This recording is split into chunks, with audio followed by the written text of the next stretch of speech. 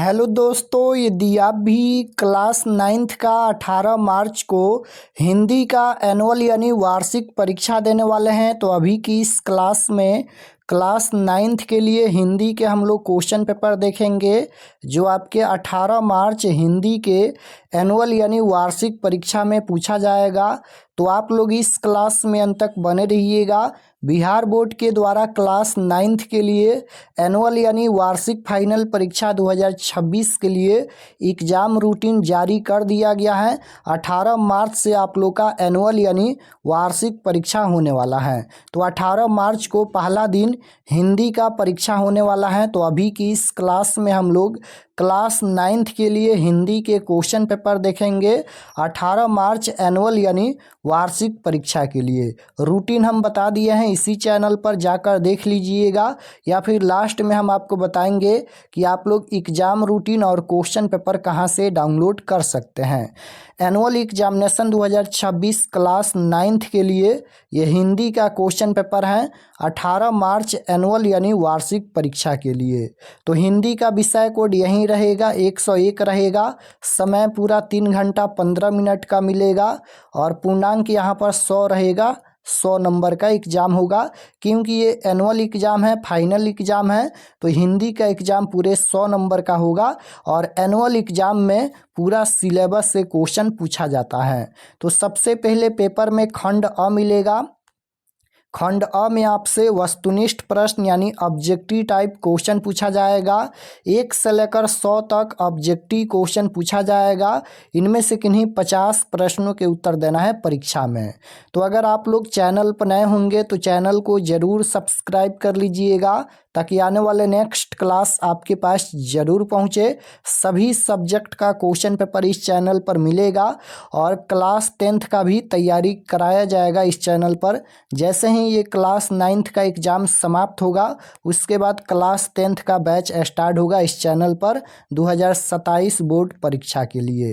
तो आप लोग चैनल को ज़रूर सब्सक्राइब कर लीजिएगा।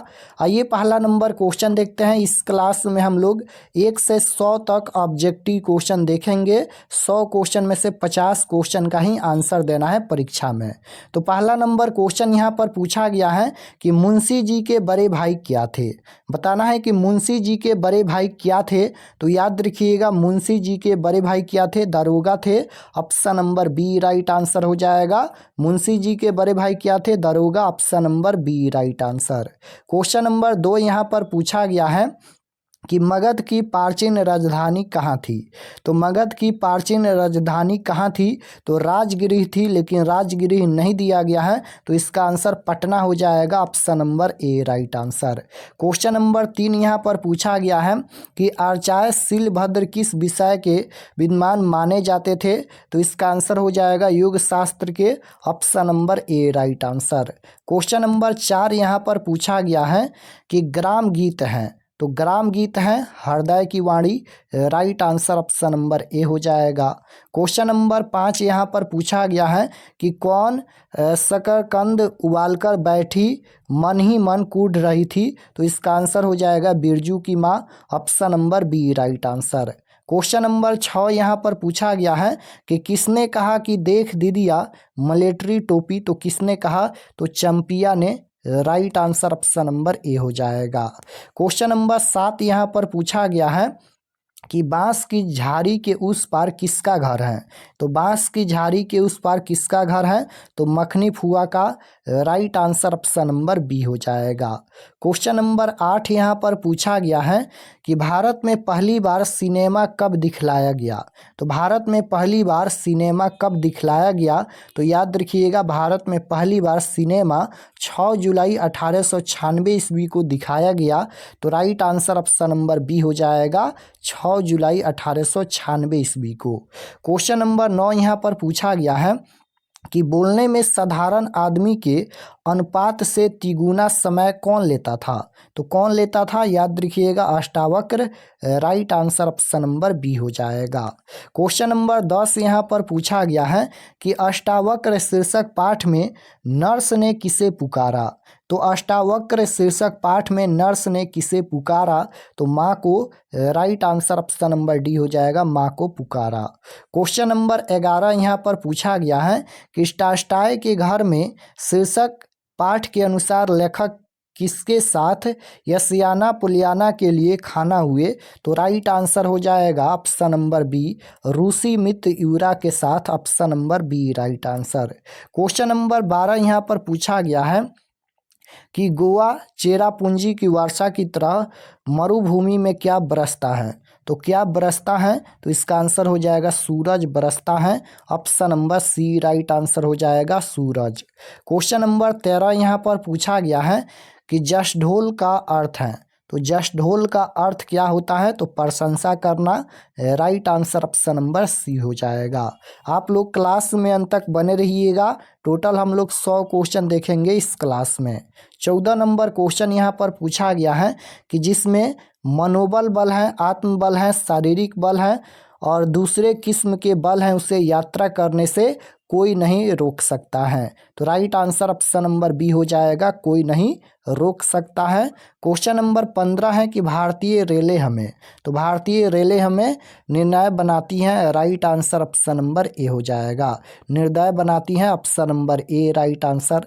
क्वेश्चन नंबर 16 यहाँ पर पूछा गया है कि निबंध लेखन का सही ज्ञान होने के कारण छात्र परीक्षा के दिनों में कहाँ भटकते हैं? तो छात्र परीक्षा के समय यानी परीक्षा के दिनों में कहाँ भटकते हैं? तो राइट आंसर हो जाएगा शिक्षक ज्योतिषियों की तलाश में। Option number C right answer.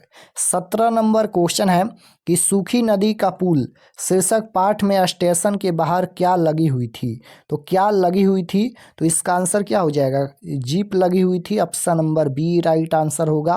Question number 18 यहाँ पर पूछा गया है कि शिक्षा में हेर फेर शीर्षक निबंध के रचयिता कौन है? शिक्षा में हेर फेर शीर्षक निबंध के रचयिता कौन है? तो इसका आंसर हो जाएगा Rabindranath Tagore. Option number A right answer. Question number 19 है कि रविंद्रनाथ टैगोर आवश्यक शिक्षा के साथ किसके पाठ को मिलाने की बात करते हैं? तो इसका आंसर हो जाएगा ऑप्शन नंबर सी, स्वाधीनता के पाठ को। Option number C right answer.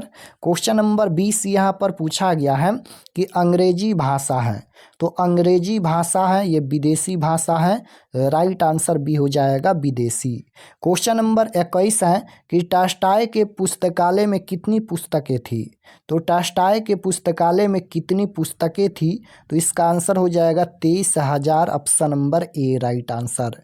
Question number 22 यहाँ पर पूछा गया है कि लीलावती कितने वर्षों के बाद नैहर लौटी हैं? तो right answer option number C हो जाएगा, 13-14 वर्षों के बाद। Option number C right answer. 23 number question है कि बालिकाएं की शिक्षा में भाषा के साथ भाव नहीं होता, ये किस पाठ की पंक्ति है? ये जो पंक्ति लिखा गया है ये किस चैप्टर यानी किस पाठ से लिखा गया है? तो इसका आंसर हो जाएगा अष्टावक्र से। Option number C right answer हो जाएगा, अष्टावक्र। क्वेश्चन नंबर 24 है कि अब कैसे छुटाए राम नाम रह लागी पद के रचयिता कौन है? इस पद के रचयिता कौन है? तो आंसर हो जाएगा रैदास हैं। Option number B right answer. Question number 25 पूछा गया है कि गुरु गोविंद सिंह सिखों के 10वें और, तो गुरु गोविंद सिंह सिखों के 10वें और अंतिम गुरु थे।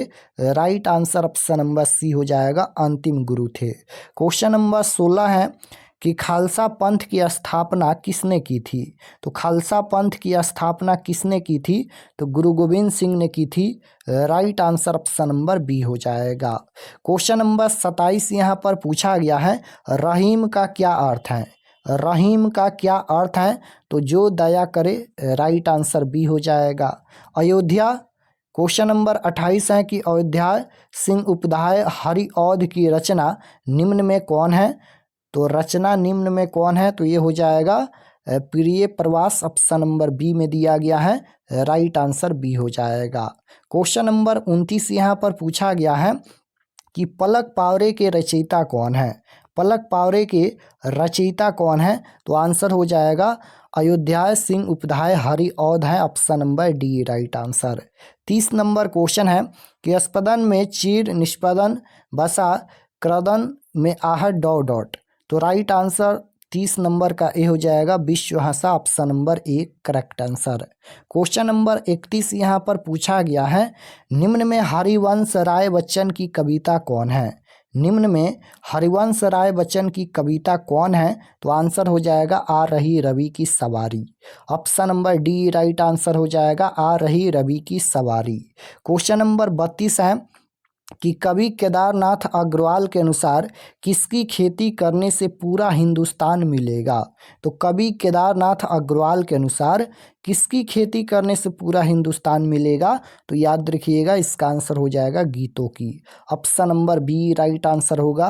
पथ का अर्थ क्या होता है, तो पथ का अर्थ पूछा गया है रास्ता होता है, राइट आंसर बी हो जाएगा। क्वेश्चन नंबर 34 नंबर क्वेश्चन है कि केदारनाथ अग्रवाल का जन्म कब हुआ था। तो केदारनाथ अग्रवाल का जन्म कब हुआ था, तो 1911 ईस्वी में हुआ था, राइट आंसर बी हो जाएगा 1911 ईस्वी में। 35 नंबर क्वेश्चन है कि नौ किरण का रथ सजा है कली सुकुम से पथ सजा है, राइट आंसर बी हो जाएगा पथ सजा है। क्वेश्चन नंबर 36 पूछा गया है कि कुछ सवाल शीर्षक कविता के रचयिता कौन है। तो कुछ सवाल शीर्षक कविता के रचयिता कौन है, तो इसका आंसर हो जाएगा Pablo Neruda, option number C में दिया गया है, राइट आंसर सी होगा। समुद्र शीर्षक कविता किसकी तीखी आलोचना करती है, तो उपभोक्तवादी संस्कृति की आलोचना करती है, राइट आंसर बी हो जाएगा। क्वेश्चन नंबर 38 पूछा गया है कि लानत का अर्थ होता है, लानत का अर्थ पूछा गया है तो भर्त्सना होता है, right answer option number C हो जाएगा भर्त्सना। क्वेश्चन नंबर 39 पूछा गया है कि कहने को कहा जाता है कि न्याय में देरी न्याय की ये हो जाएगा अवहेलना है, ऑप्शन नंबर बी में दिया गया है, right answer B.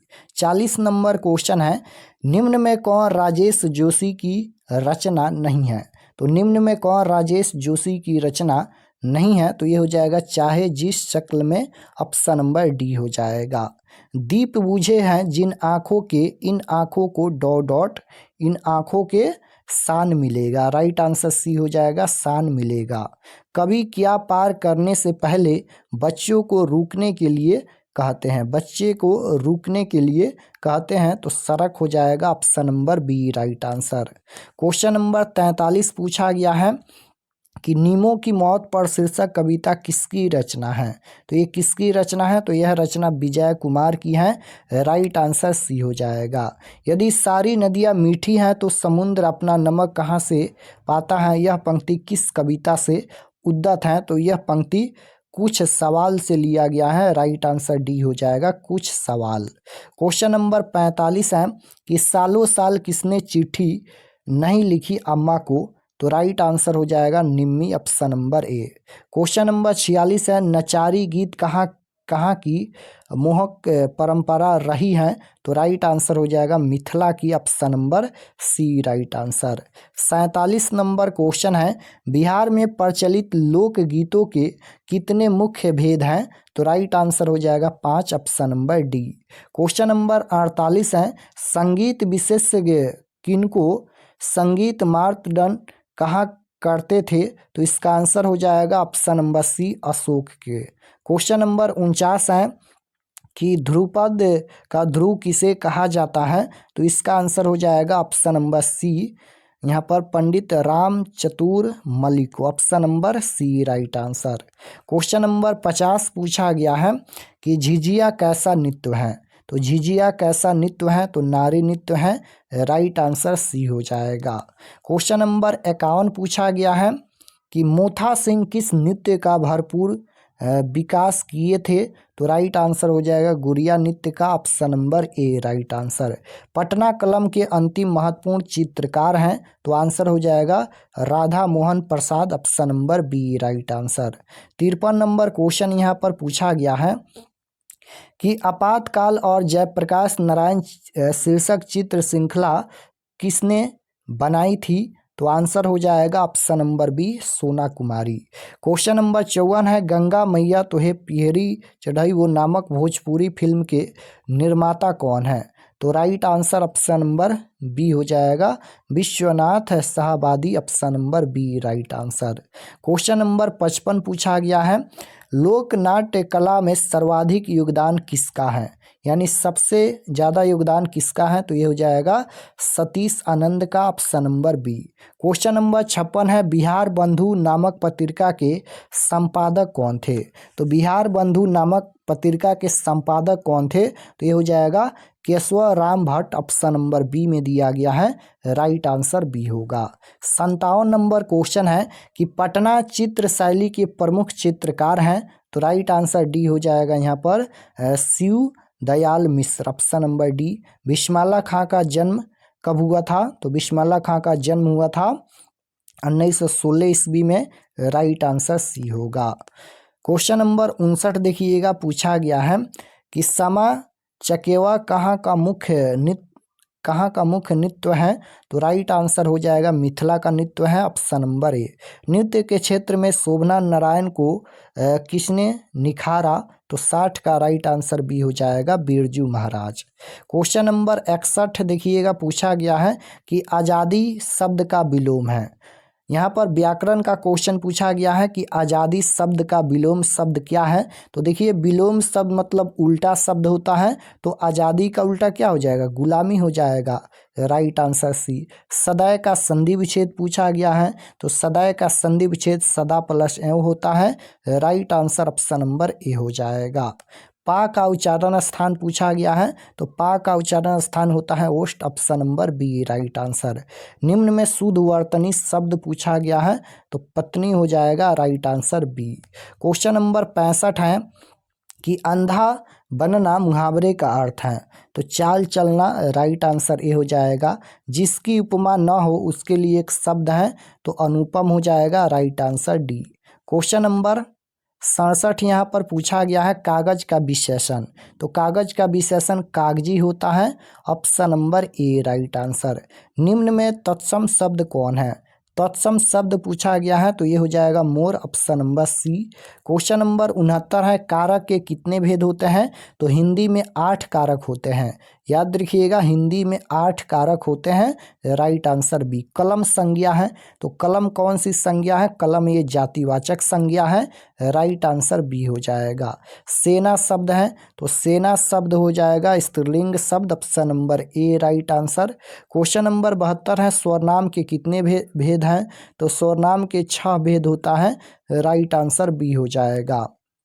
73 number question है कि अध्यापक शब्द का स्त्रीलिंग रूप क्या है?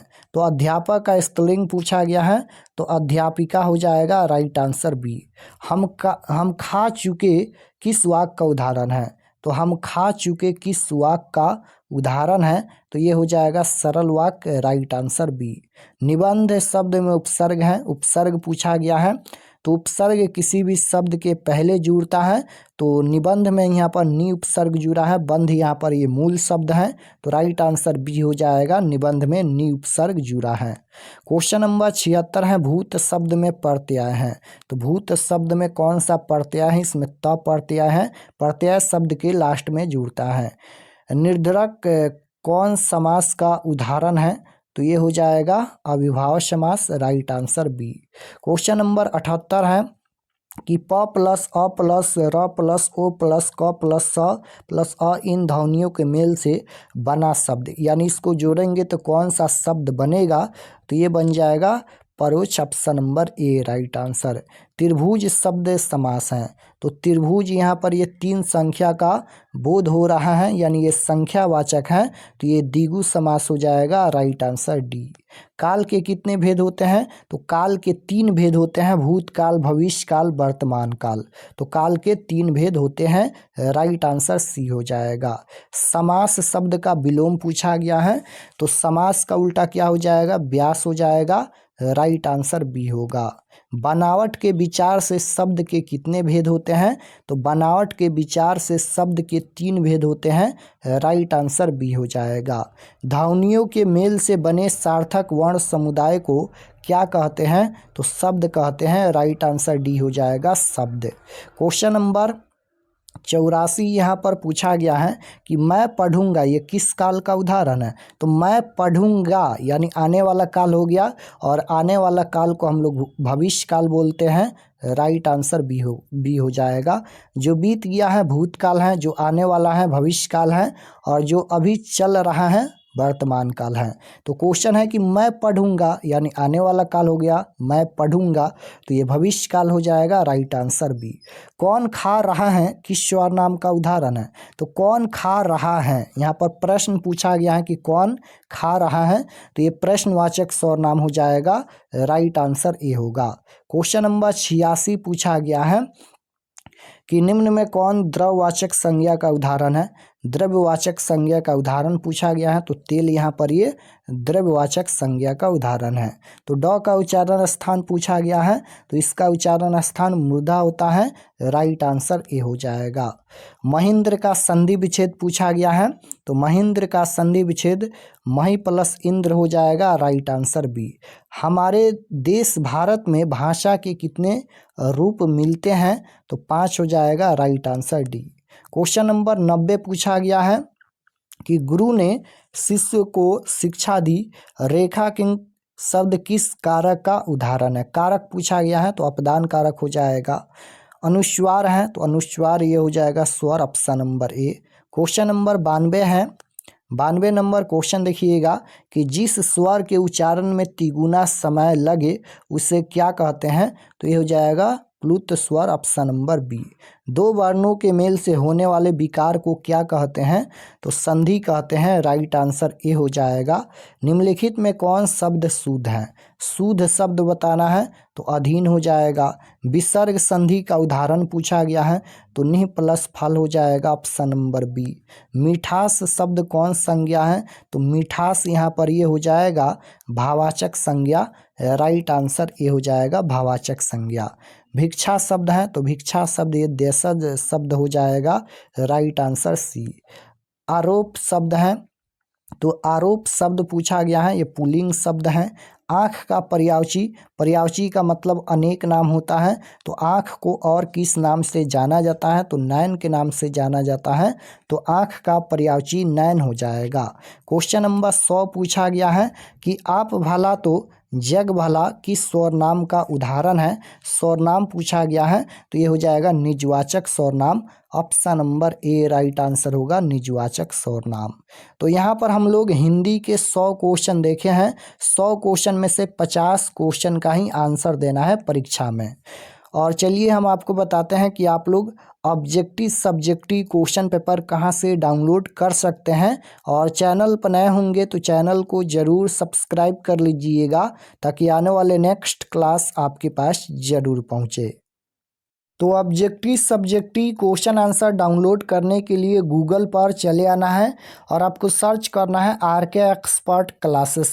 इसी चैनल का नाम आपको गूगल में सर्च करना है RK एक्सपर्ट क्लासेस।